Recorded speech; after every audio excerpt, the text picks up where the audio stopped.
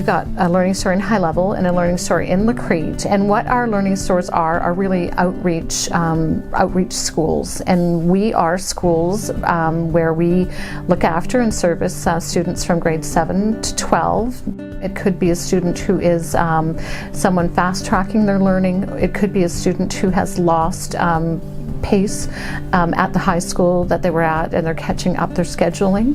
It could be a student with some wellness issues. It could be another student who is not being successful at a site where they've attended school, and they're choosing the learning stores. What we do is we offer programs of wellness and skill building, so the student really is building a sense of confidence while they're getting they're completing their courses. The courses are the Alberta education curriculum courses, so the student will end up with an Alberta diploma when they do graduate from learning stores, and it is a program where we offer teachers. We have EAs within our building, and they make contact with the students weekly. They are making sure that the student is moving along and progressing well. We have many counseling services, as well the student advisor services, career counseling services that we offer our students. In addition, graduation planning, which we do with students probably about every 6 weeks. They love hearing about how their grad plan is going, and they love checking off all of the check marks when it is when they do complete a course for graduation. And it's about relationship building, and with the Vermilion School Division, we know that.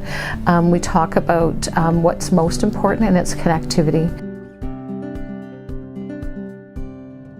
Within our program, we have many ways that students can get credits, and one of the programs that we have is the Green Certificate program. This one that I'm holding is the Greenhouse Certificate, and what happens is students go through these books, that there's a checklist format. They would have a mentor, and the mentor would be a person within the community who has some training within greenhouse, or the other one I'm holding here is equine. We also have field crop. Students attach themselves to a mentor, and then the mentor takes them through and teaches them all of the skills that they need to know to get a green certificate in that subject specialty. Our children, our students love it. Really, the school division's done a really good job of allowing fluidity between the programs, and our most important thing is that the student is getting the best education possible, that where they are in the situation that they're in, they are going to be successful with their education. Huge. And it can happen. These alternative programs are, for some kids, the absolute answer from sitting on the couch and not attending school at all, to having a variety of programs where they absolutely can be successful.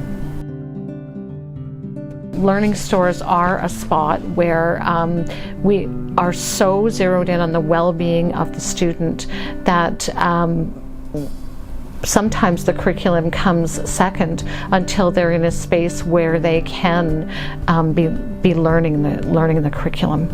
And for us, we've seen so many successes with students who perhaps didn't attend school for 1 or 2 years, and then here they are, they come to us without any credits at all and find success at school, and the ultimate is that they graduate with us with an Alberta high school diploma.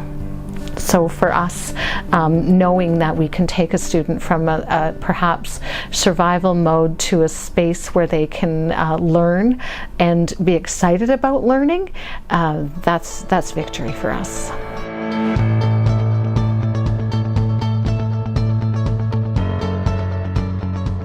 At-home learning is based on an online format where we have teachers from kindergarten to grade 9 offering direct instruction to students. Rather than being face-to-face in a classroom, it's all delivered through computer. If they have limited internet access. So we have 4 teachers that are assigned to developing. They develop their packages based on curriculum for students at their grade level. And then those materials go home every 2 weeks and then return for marking or for assessment. We have to find what suits the students the best, what fits the students the best. For us, it's giving the teacher support, teacher-directed lessons. For some other students, if they're not in the area, if they have poor internet, having homeschooling packages where they can be done at home with parents. Our teachers do record their lessons, so it gives flexibility for parents. If they're not to be home during the day, they can go back and review those lessons with their students. For us, it's new, and I think we're paving a way here. It just gives parents flexibility in choosing what's best for their kids. Online learning is not going away, and it's great that our division saw that there was a need and was willing to put in the resources and the money to bring it to light here. Again, without it, there would have been a lot of students that would not have been accessing school. In terms of education and classes and stuff, we do offer the 4 cores, so language arts, math, social studies and science. With that, our teachers are now offering some phys ed, so we do have phys ed classes a couple times a week, and our staff is incorporating art, movement breaks and such into their regular classrooms. We're trying to make this feel as much like a regular face-to-face school as possible. Things like morning announcements, just things to kind of make it feel more normal, whatever normal might be. Parents are watching what their child is doing, and that's sort of the best idea, or it gives them the better idea in terms of what they can and what they can't do. One thing that we found with this program is that these kids are getting some real quality one-on-one time where it's really one-on-one instruction or one-on-one support, because it's just the teacher, the student, and the parent that are in this meeting. So that's sort of one thing that we never thought was going to be one of the real positives of the program, but we found out now it's like the real meat and potatoes part of it. Like it's really, really, really effective, and we're seeing some really good growth. We're just trying to develop the best possible program for our students to succeed, and in whatever modality, whether it's face-to-face, whether it's module-based, whether it's virtual, whether it's a mix of both. I think we're very fortunate that in this school division we're able to offer that flexibility, and we're willing to go and do things to meet those needs.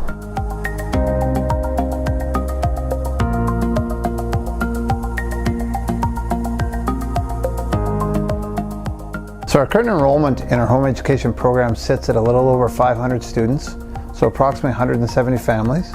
And we have a mix of traditional homeschooling with the mom and dad and 2 or 3 children in the kitchen table or around the home. And we also have a group congregated homeschooling program, so we look after all of that.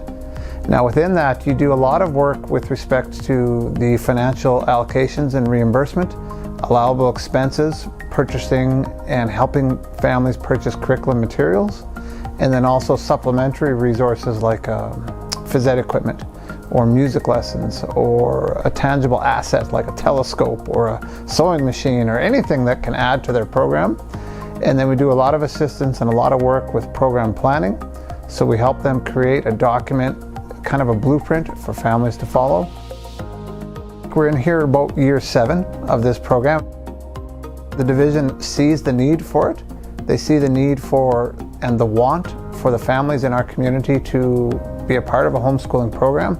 It's extremely popular in our area. We have a lot of flow back and forth. A lot of the parents are able to accommodate the needs of a home education program and be the teacher, in the home. Part of our role as facilitators here, and my role, is to look at with parents and discuss and troubleshoot, if you will, where kids are struggling, where kids are successful. So we'll go over that at least a couple times a year in discussion of the assessment piece within their program, and then help parents make choices about perhaps choosing a different program if it's not meeting their needs, and or supplementing it with a tutorial type exercise to bridge the gap between something that's just not working incredibly well. I just like the opportunity that the families have in our region for the educational choice, whether it's the at-home learning program that's been developed through the school division, whether it's the home education side of things, whether it's the regular public system in terms of kids in a brick and mortar school. I think it's great that parents have the choice. And I like the opportunity that the division's given for parents to sort of flow back and forth between the different choices. And we're accommodating in that regard. And at the end of the day, all we're trying to do is meet the best educational needs of our families. And I think we do an outstanding job. Fort Vermilion School Division is the place to choose for education. We're making national headlines in terms of reading and numeracy, and we'll continue to see your child grow through education. We pride ourselves on spending every dollar that we get from Alberta education here. 94 cents of every dollar that we have is spent here. We have over 1,000 children that don't come to the Fort Vermilion School Division and send their money elsewhere. And so we're just trying to promote and opportunities for parents to choose us. It would add an additional $33 million to the economy in Mackenzie County. And so if you have any questions, please contact Anne or Chad or Sean or myself, and we'll help you find the best possible education for your child.